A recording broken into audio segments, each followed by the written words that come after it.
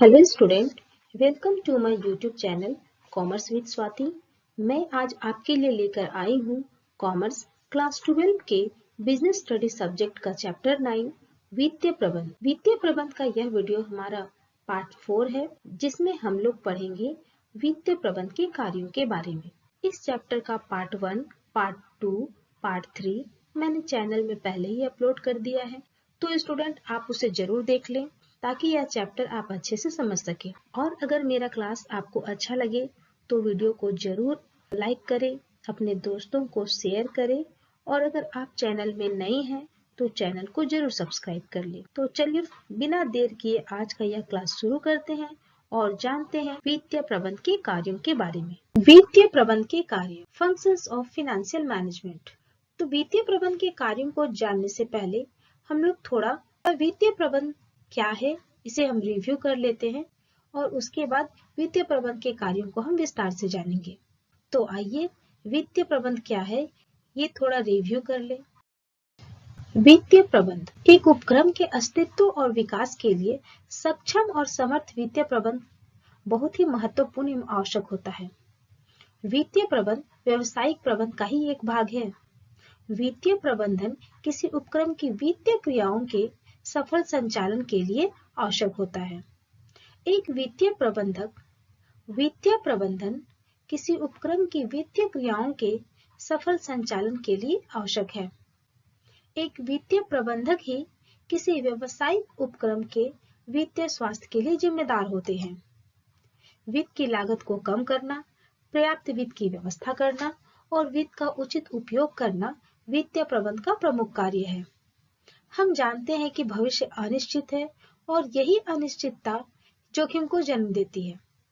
इस जोखिम को कम करने के लिए ही एक वित्त प्रबंधक को उपक्रम की भावी अल्पकालीन और दीर्घकालीन वित्तीय आवश्यकताओं का अनुमान लगाना पड़ता है।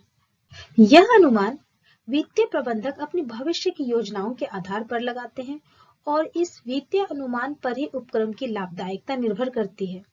वित्तीय प्रबंधक वित्तीय नियंत्रण का भी कार्य करते हैं। एक वित्तीय प्रबंधक को अपने उद्देश्यों को प्राप्त करने के लिए कई कार्य करने होते हैं। वित्तीय प्रबंधक द्वारा किए जाने वाले वित्तीय प्रबंध के कार्यों को दो भागों में बांटा गया है। पहला प्रशासनिक कार्य, एडमिनिस्ट्रेटिव फंक्शंस, और दूसरा दैनिक कार्य, रूटीन फंक्शन। तो आइए आगे देखते हैं वित्तीय प्रबंध के दोनों कार्यों को विस्तार से। वित्तीय प्रबंध के कार्य, फंक्शंस ऑफ फाइनेंशियल मैनेजमेंट। जिस तरह हम लोगों ने जाना कि वित्तीय प्रबंध के दो कार्य होते हैं, पहला कार्य है प्रशासनिक कार्य और दूसरा है दैनिक कार्य। प्रशासनिक कार्य के अंतर्गत एक वित्त प्रबंधक को अनेक कार्य करने होते हैं, जिनमें पहला है वित्तीय आवश्यकताओं का आकलन एवं पूर्वानुमान लगाना, दूसरा वित्त का कुशलतम नियोजन एवं प्रबंध करना, तीसरा वित्तीय स्रोतों का चुनाव, चौथा वित्तीय निर्णय, पांचवा आय का प्रबंध करना, छठा नगद प्राप्तियों का प्रबंध करना, सातवां विनियोग संबंधी निर्णय और आठवां वित्तीय निर्णय। एक वित्त प्रबंधक अपने दैनिक कार्यों के अंतर्गत कार्य करते हैं, जिनमें पहला है दैनिक लेन देनों का लेखा करना, नगद भुगतान की व्यवस्था करना, उधार व्यवहारों की व्यवस्था करना। आइए अब इन कार्यों को हम थोड़ा डिटेल में जानते हैं। प्रबंध के प्रशासनिक कार्य। वित्तीय प्रबंध के प्रशासनिक कार्य के अंतर्गत उपक्रम की प्रकृति के अनुसार वित्तीय आवश्यकताओं का बहुत ही सावधानी पूर्वक अनुमान लगाना, वित्त की नियमित एवं पर्याप्त आपूर्ति सुनिश्चित करना एवं वित्त के कुशल प्रयोग निश्चित करने के साथ साथ वित्त पर नियंत्रण रखना भी है, ताकि निर्धारित समय पर संगठन के लक्ष्यों को पूरा किया जा सके। किसी व्यवसायिक उपक्रम में प्रबंध के प्रशासनिक कार्य के अंतर्गत निम्नलिखित कार्य किए जाते हैं। पहला, वित्तीय आवश्यकताओं का आकलन एवं पूर्वानुमान लगाना, वित्त का कुशलतम नियोजन एवं प्रबंध करना, वित्तीय स्रोतों का चुनाव, वित्तीय निर्णय, आय का प्रबंध करना, नगद प्राप्तियों का प्रबंध करना, विनियोग संबंधी निर्णय, वित्तीय निर्णय। ये सारी क्रियाएं जो संपन्न की जाती है वित्तीय प्रबंधक के प्रशासनिक कार्य के अंतर्गत आती हैं। अब हम जानेंगे वित्तीय आवश्यकताओं का आकलन एवं पूर्वानुमान संबंधी कार्य में प्रबंधक क्या क्या कार्य करते हैं। प्रशासनिक कार्य के अंतर्गत वित्त प्रबंधक का पहला महत्वपूर्ण कार्य है वित्तीय आवश्यकताओं का आकलन एवं पूर्वानुमान लगाना। भविष्य की वित्तीय आवश्यकताओं का पूर्वानुमान ही वित्तीय पूर्वानुमान कहलाता है। इसके अंतर्गत संभावित रोकड़ अंतर्वाहों एवं बहिर्वाहों का आकलन किया जाता है। इस कार्य के अंतर्गत व्यवसायिक उपक्रम की वित्तीय आवश्यकताओं का बहुत ही सोच विचार कर सावधानी पूर्वक आकलन एवं पूर्वानुमान लगाया जाता है ताकि उपक्रम की अर्जन क्षमता में वृद्धि हो सके। वित्तीय पूर्वानुमान किसी उपक्रम को यह जानने में मदद करता है कि कोई संगठन आर्थिक रूप से कितना स्वस्थ है।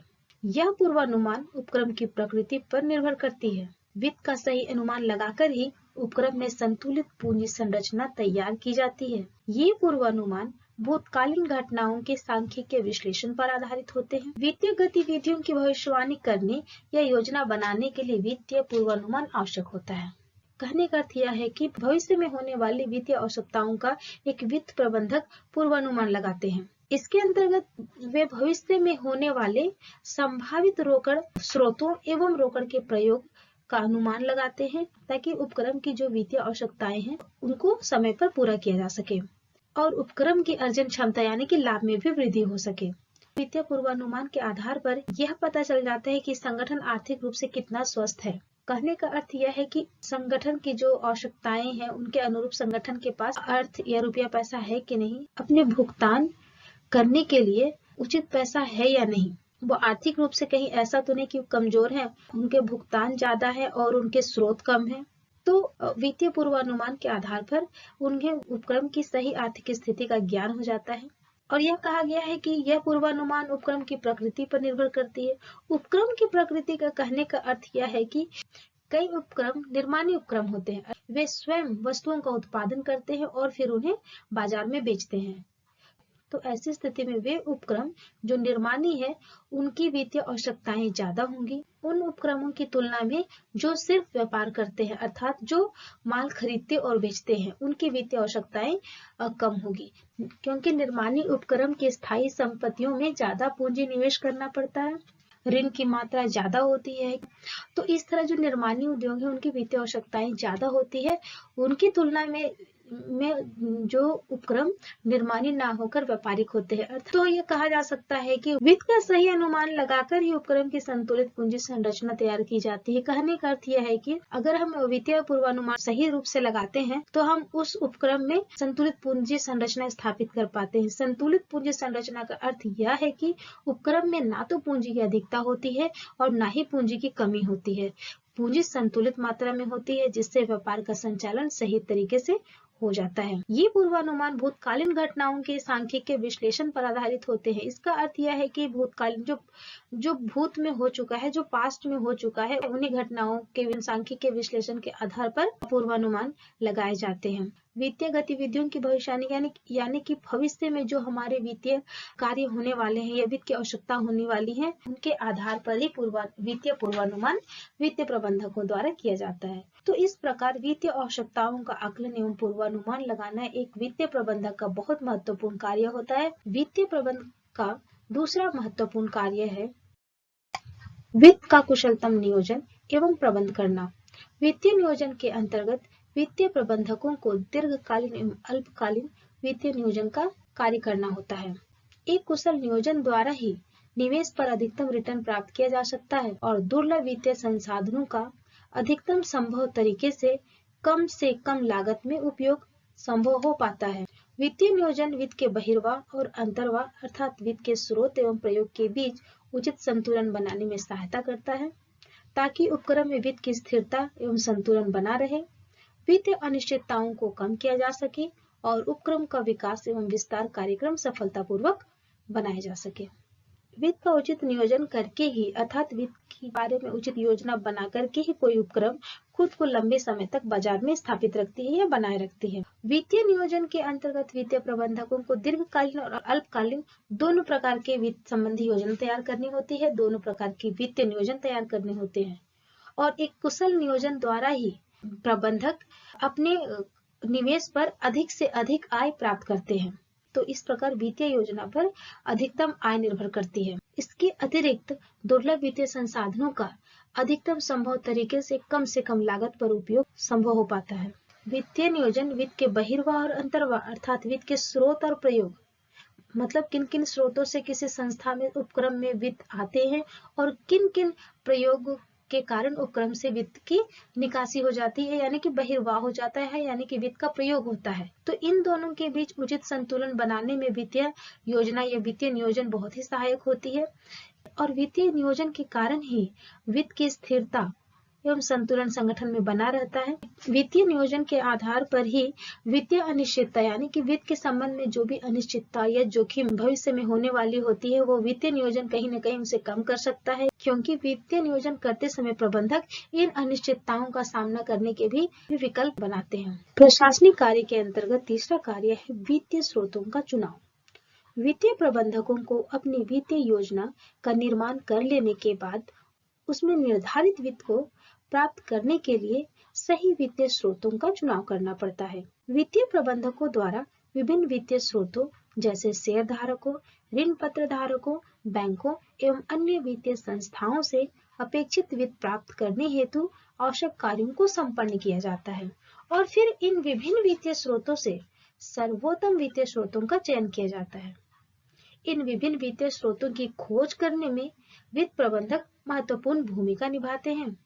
वित्तीय स्रोतों के चुनाव के साथ साथ उन स्रोतों का मूल्यांकन कार्य भी किया जाता है ताकि वित्त प्राप्त करने पर वित्तीय परिणामों पर भी विचार किया जा सके और अनुकूलतम शर्तों पर वित्त प्राप्त हो जाए। कहने का अर्थ यह है कि किसी व्यवसायिक संगठन का सफल संचालन करने हेतु वित्त तो आवश्यक होता ही है। यह वित्त कितना होगा, ये उस संगठन की वित्तीय योजनाओं पर निर्भर करती है। वित्तीय योजना के अनुसार वित्तीय स्रोतों का चुनाव किया जाता है। वित्तीय योजनाएं ही यह निश्चित कर देती हैं कि किस स्रोत से वित्त की प्राप्ति की जाए। यदि वित्तीय योजनाओं को अल्पकालीन वित्तीय स्रोतों द्वारा पूरी की जा सकती है तो वित्त की प्राप्ति के अल्पकालीन स्रोतों का चुनाव किया जाएगा और यदि वित्तीय योजनाओं को पूरा करने के लिए दीर्घकालीन वित्त की आवश्यकता होगी तो वित्त के दीर्घकालीन वित्तीय स्रोतों का चुनाव किया जाएगा। ऐसी स्थिति में एक वित्त प्रबंधक बहुत सावधानी पूर्वक सोच विचार कर वित्तीय स्रोतों का चुनाव करते हैं। क्योंकि एक वित्त प्रबंधक के सामने विभिन्न वित्तीय स्रोतों के चुनाव के विकल्प होते हैं, ऐसी स्थिति में एक वित्त प्रबंधक किन स्रोतों का चुनाव करेगा यह उनकी वित्तीय प्रबंध की क्षमता पर निर्भर करती है। वे अपनी वित्तीय योजना के आधार पर सोच समझकर वित्तीय स्रोतों का चुनाव करते हैं और उन स्रोतों का ही चुनाव करते हैं जो सस्ते होते हैं, जिनसे अनुकूलतम शर्तों पर वित्त उपलब्ध हो जाए और वित्त प्राप्त होने पर उनके जो परिणाम है उनका मूल्यांकन किया जा सके, इस बात का विचार किया जा सके कि भविष्य में इन वित्तीय स्रोतों का चुनाव वे करेंगे या नहीं करेंगे।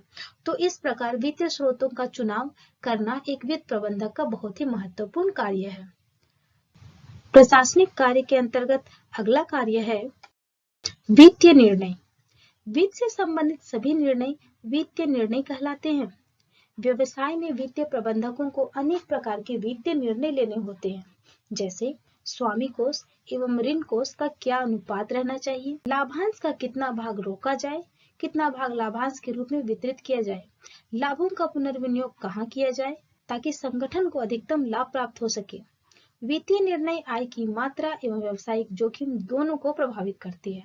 कहने का अर्थ यह है कि वित्त से संबंधित जो भी निर्णय होते हैं सभी निर्णय वित्तीय निर्णय कहलाते हैं, क्योंकि सही वित्तीय निर्णय ही व्यवसाय की आय की मात्रा में वृद्धि एवं व्यवसाय में आने वाले जोखिमों को कम करती है। हम जानते हैं कि वित्त किसी व्यवसाय के लिए ईंधन के रूप में कार्य करता है, जो व्यवसाय के इंजन को हर समय सक्रिय बनाए रखता है। इसलिए व्यवसाय के अस्तित्व को बनाए रखने के लिए वित्त का कुशलतम उपयोग भी किया जाता है। वित्तीय निर्णय के अंतर्गत वित्त प्रबंधक वित्त से संबंधित सभी निर्णय सोच समझ कर लेते हैं, सोच विचार कर लेते हैं। वित्तीय निर्णय के अंतर्गत वित्त प्रबंधक सामान्यतः 3 प्रकार के निर्णय लेते हैं। पहला विनियोग निर्णय, जिसके अंतर्गत उन्हें यह निर्णय लेना होता है कि संगठन के जो वित्त है, संगठन की जो पूंजी है, उनका विनियोग कहाँ किया जाए जिससे उनको कम से कम लागत पर अधिकतम आय प्राप्त हो। दूसरा निर्णय वे वित्त व्यवस्था से संबंधित लेते हैं, जिससे संगठन की जो भी वित्त है वो उसमें कितना वित्त स्वामी कोष का होगा, कितना वित्त ऋण कोष के रूप में रखा जाएगा, आदि बातों का इसके अंतर्गत निर्णय लेते हैं। तीसरा निर्णय वे लेते हैं लाभांश संबंधी निर्णय, यानी कि संगठन के जो भी लाभ हैं उनका कितना भाग लाभांश के रूप में वितरित किया जाएगा या कितना भाग व्यवसाय के विकास विस्तार के लिए रखा जाएगा। इन तीनों निर्णयों के आधार पर ही पूरे व्यवसाय की सफलता निर्भर करती है। अतः वित्तीय निर्णय किसी व्यवसाय के लिए लिया जाने वाला सबसे महत्वपूर्ण निर्णय होता है, जो कि एक वित्तीय प्रबंधक को लेना पड़ता है। प्रशासनिक कार्य के रूप में अगला कार्य है आय का प्रबंध करना। वित्त प्रबंधक आय के प्रभावी प्रबंध के लिए जिम्मेदार और उत्तरदायी होते हैं, ताकि किसी भी परिस्थिति में जोखिम, लागत और नियंत्रण को उचित रूप से संतुलित किया जा सके। किसी उद्योग की सफलता इस बात पर भी निर्भर करती है कि उद्योग ने अपनी उपार्जित आय का वितरण किस प्रकार से किया है, जैसे अंशधारकों को कितना लाभ वितरित किया जाए, कितना ऋण पत्रधारियों को और कितना अन्य दायित्वों के मोचन के लिए अलग रखा जाए, और आय का कितना भाग व्यवसाय के विकास एवं विस्तार के लिए प्रयोग किया जाए आदि। प्राप्त आय के विनियोग की योजना तैयार करना भी वित्तीय प्रबंधक का ही एक कार्य है। कहने का अर्थ यह है कि एक वित्त प्रबंधक को व्यवसाय की आय का कुशल प्रबंध करना होता है, ताकि भविष्य के अनिश्चितताओं एवं उससे उत्पन्न होने वाले जोखिमों का आसानी से सामना किया जा सके। व्यवसाय की आय का प्रबंध अगर सही तरीके से नहीं होगा तो व्यवसाय का सफल संचालन नहीं हो पाएगा और व्यवसाय अंततः समाप्त हो जाएगा। इसलिए वित्तीय प्रबंधकों को प्राप्त आय को सोच विचार कर प्रबंध करना चाहिए कि आय का कितना भाग अंशधारियों को लाभांश के रूप में बांटा जाए, आय का कितना भाग ऋण पत्रधारियों को भुगतान के लिए दिया जाए और आय का कितना भाग व्यवसाय के दैनिक खर्चों को पूरा करने के लिए रखा जाए। साथ ही साथ व्यवसाय के आय का कितना भाग व्यवसाय के विकास एवं विस्तार के लिए रखा जाएगा। इस प्रकार आय का उचित प्रबंध करना एक वित्त प्रबंधक के लिए बहुत महत्वपूर्ण कार्य होता है, जिस पर व्यवसाय की सफलता निर्भर करती है।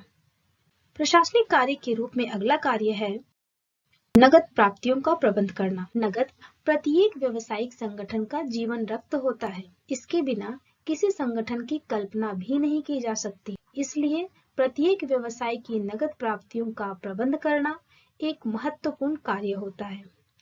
नगद प्रबंध इस ढंग से करना चाहिए कि व्यवसाय में नगद प्राप्ति शीघ्रता से हो सके और नगद भुगतान विलंब से करना हो। साथ ही साथ नगद प्राप्ति के एक अनुकूलतम स्तर बना रहे, अर्थात व्यवसाय में नगद की कमी एवं अधिकता दोनों ना हो।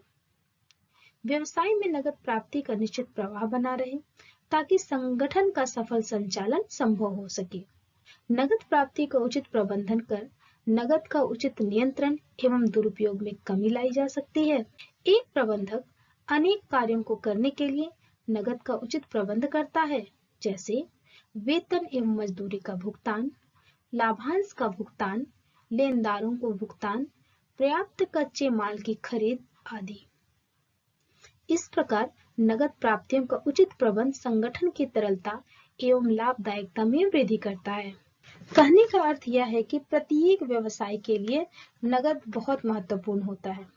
नगद प्राप्तियों का प्रबंध यह सुनिश्चित कर देता है कि आवश्यकता पड़ने पर नगद की कमी ना हो और नगद प्राप्ति का एक निश्चित प्रवाह संगठन में बना रहे। नगद प्राप्ति का उचित प्रबंध न केवल शीघ्र भुगतान को संभव बनाता है, बल्कि संगठन के साख में भी वृद्धि करता है।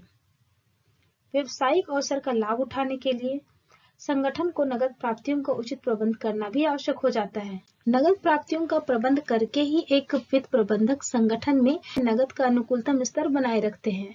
कहने का अर्थ यह है कि नगद पर उचित नियंत्रण भी हो पाता है और नगद की कमी या अधिकता भी व्यापार में नहीं होती है। इस प्रकार नगद प्राप्तियों को उचित प्रबंध करके एक वित्त प्रबंधक संगठन की तरलता एवं लाभदायकता में वृद्धि करता है। प्रशासनिक कार्य के अंतर्गत अगला कार्य है विनियोग संबंधी निर्णय। लाभ को अधिकतम करने एवं प्राप्त धन का कुशलता पूर्वक उपयोग करने के उद्देश्य से वित्त प्रबंधक संगठन के धन का सर्वोत्तम प्रतिफल देने वाली योजनाओं में निवेश करते हैं। वित्तीय प्रबंधक धन का निवेश करते समय धन की सुरक्षा, तरलता और सुदृढ़ता को भी ध्यान में रखते हैं। निवेश पर सुरक्षा सुनिश्चित करने के लिए धन को सुरक्षित जोखिमों में निवेश किया जाता है, ताकि पर्याप्त मात्रा में प्रतिफल प्राप्त हो सके। प्रत्येक निर्णय गहन जांच परख के बाद ही इस उद्देश्य से लिए जाते हैं कि संगठन की सफलता सुनिश्चित हो, और यह प्रबंधक इसलिए कर पाते हैं क्योंकि उन्हें वित्तीय प्रबंधन के सिद्धांतों का ज्ञान होता है। कहने का अर्थ यह है कि एक वित्त प्रबंधक को व्यवसायिक संगठन की लाभदायकता में वृद्धि करने के लिए संगठन के वित्त को अनेक लाभकारी योजनाओं में विनियोग करना पड़ता है। वित्तीय प्रबंधन के सिद्धांतों के ज्ञान के आधार पर ही एक वित्त प्रबंधक यह निर्णय ले पाता है कि उन्हें वित्त का विनियोग कहाँ करना है, कहाँ नहीं करना है। वित्तीय प्रबंधक अपने विनियोग संबंधी निर्णय बहुत सोच विचार कर लेते हैं और निर्णय लेने समय इस बात का विशेष ध्यान रखते हैं कि जहाँ भी वो विनियोग कर रहे हैं धन वहाँ सुरक्षित है या नहीं, और यह वे तभी कर पाते हैं जब उन्हें वित्तीय प्रबंधन के सिद्धांतों का उचित ज्ञान होता है। तो इस प्रकार विनियोग संबंधी निर्णय लेना एक वित्तीय प्रबंधक का बहुत ही महत्वपूर्ण कार्य होता है। वित्तीय प्रबंधन के प्रशासनिक कार्य के अंतर्गत अगला कार्य है वित्तीय नियंत्रण। यह वित्तीय प्रबंधन का बहुत ही महत्वपूर्ण कार्य है। इस कार्य के अंतर्गत प्रबंधक व्यवसाय के वित्तीय संचालन में हो रहे त्रुटियों को सुधार कर संगठन के लक्ष्यों को निर्धारित समय में पूरा कर लेते हैं। वित्तीय नियंत्रण का कार्य करने के लिए अनेक तकनीकों का प्रयोग किया जाता है, जैसे अनुपात विश्लेषण, वित्तीय पूर्वानुमान, लागत और लाभ नियंत्रण आदि। वित्तीय नियंत्रण के अंतर्गत उपक्रम के सभी विभाग एक ही बजट के अंतर्गत कार्य करते हैं।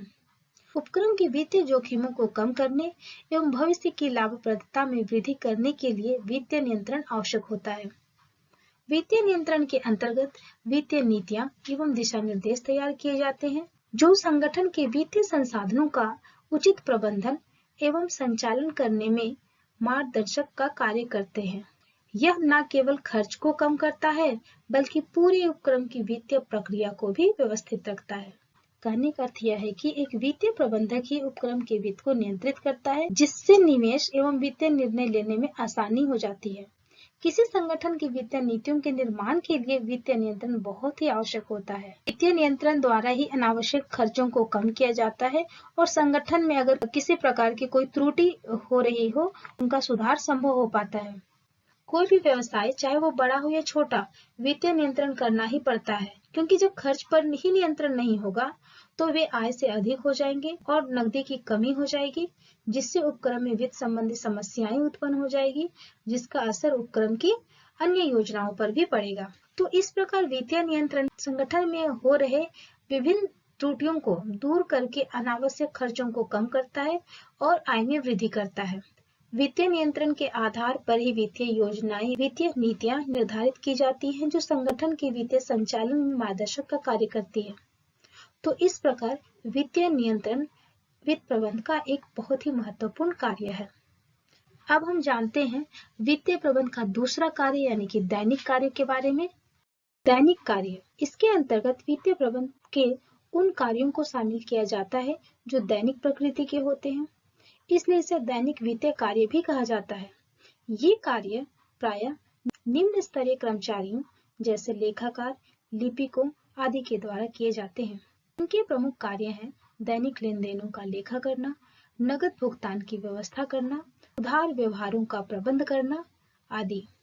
इनके द्वारा किए गए कार्य के आधार पर ही उच्च प्रबंधक अपने अनेक निर्णय लेते हैं। वित्तीय प्रबंधन के दैनिक कार्य के अंतर्गत उन कार्यों को किया जाता है जो प्रतिदिन व्यवहार में काम आते हैं और उपक्रम की दैनिक क्रियाओं से संबंधित होते हैं। ये कार्य निचले स्तर के कर्मचारियों या लिपिकों द्वारा किए जाते हैं।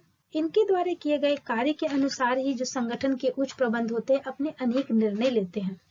दैनिक कार्य के अंतर्गत निम्न स्तरीय कर्मचारी जो कार्य करते हैं, जैसे दैनिक लेन देन का लेखा, इसके अंतर्गत वे उपक्रम के प्रतिदिन के दैनिक लेन देनों का लेखा करते हैं, जिससे उपक्रम की दैनिक वित्तीय स्थिति का पता लग जाता है। और इसके अतिरिक्त वे नगद भुगतान की व्यवस्था संबंधी कार्य भी करते हैं और बाजार में अपनी साख या गुडविल बनाए रखने के लिए नगद भुगतान की सुविधा देना अनिवार्य हो जाता है, क्योंकि हम जानते हैं कि आज के इस कला काट प्रतियोगिता के युग में उपक्रम को अपनी साख बनाए रखने के लिए नगद भुगतान की सुविधा देना अनिवार्य हो जाता है। लेकिन नगद भुगतान करते समय उपक्रम को यह भी ध्यान में रखना होता है कि उपक्रम का नगद कोष संतुलित रहे, अर्थात उपक्रम के पास नगद से कम इतना जरूर होना चाहिए कि वे अपने दैनिक बिलों का या दैनिक खर्चों को भुगतान कर पाए। इसके अलावा निम्न स्तरीय कर्मचारी उधार व्यवहारों का भी प्रबंध करते हैं। हम जानते हैं कि आज के इस प्रतियोगिता के युग में टिके रहने के लिए उधार व्यवहारों की उचित प्रबंध करना भी आवश्यक होता है। सिर्फ नगद लेन देन करने से व्यवसाय बहुत समय तक टिका नहीं रह सकता है, यह व्यवसाय का बहुत विकास संभव नहीं है। अतः व्यवसाय को उधार लेन देन करना ही होता है और इस उधार का उचित प्रबंध करने के लिए वित्त प्रबंधकों को अनेक कार्य करने होते हैं। जैसे लेनदारों से उन्हें जितने समय में उधार मिलता है वे उनसे कम समय पर अपने ग्राहकों को उधार देते हैं। इसका परिणाम क्या होगा? इसका परिणाम ये होगा कि उनके ग्राहक पहले उनको भुगतान कर देंगे, इससे उपक्रम के पास या संगठन के पास पैसा आ जाएगा। और चूंकि लेनदार के भुगतान की अवधि ज्यादा होती है, तो जब ग्राहक से उपक्रम के पास पैसा आ जाएगा तो वे उसके बाद अपने लेनदारों को भुगतान कर देंगे। इससे संगठन की साख भी बनी रहेगी और भुगतान संबंधी कोई समस्या भी नहीं आएगी और उपक्रम को अपने लेन देनों के भुगतान के लिए अलग से कोई व्यवस्था भी नहीं करनी पड़ेगी। तो इस प्रकार एक वित्त प्रबंधक अपने उधार व्यवहारों का प्रबंध कर लेती है। तो इस प्रकार आज के इस क्लास में हम लोगों ने वित्तीय प्रबंध के कार्यों को डिटेल में जाना कि वित्तीय प्रबंध के क्या क्या कार्य हैं और यह उपक्रम को कैसे सहायता करते हैं। उम्मीद है आप सभी को मेरा आज का यह टॉपिक समझ में आ गया होगा। अगर आपको यह क्लास अच्छा लगा हो, समझ में आ गया हो, तो प्लीज चैनल को लाइक करें, अपने दोस्तों को शेयर करें। अगर आप मेरे चैनल पर नए हैं तो इसे सब्सक्राइब कर लें। Thank you for watching this video.